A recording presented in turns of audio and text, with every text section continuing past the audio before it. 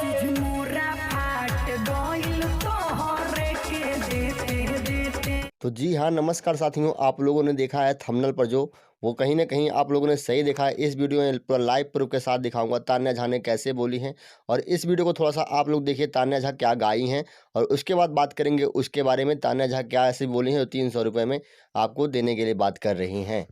चीज मोरा फाट। तो जी हाँ, नमस्कार साथियों, अगर आप तान्या झा को एक बेहतरीन सिंगर मानते हैं तो इस वीडियो को दिल से लाइक कर दीजिए। और हाँ, अगर इस चैनल पे आप पहली बार आए हैं और अभी तक सब्सक्राइब नहीं किए हैं तो नीचे दिए गए लाल बटन को दबाकर चैनल को सब्सक्राइब कर लें, भोजपुरी का ऐसा ही तरोताज़ा खबर सबसे पहले देखने और सुनने के लिए।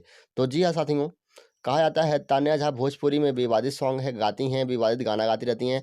उनको लेकर भोजपुरी में काफ़ी ज़्यादा ट्रोल किया जाता है। और तान्या झा एक बढ़िया सिंगर हैं, गाती तो अच्छी हैं लेकिन कभी ना कभी वो अश्लील गाना गाती रहती हैं। जो थंबनेल पे देखे हैं वो नेक्स्ट वीडियो में बनाऊंगा। जय हिंद, वंदे मातरम। आज का अपडेट इतना ही।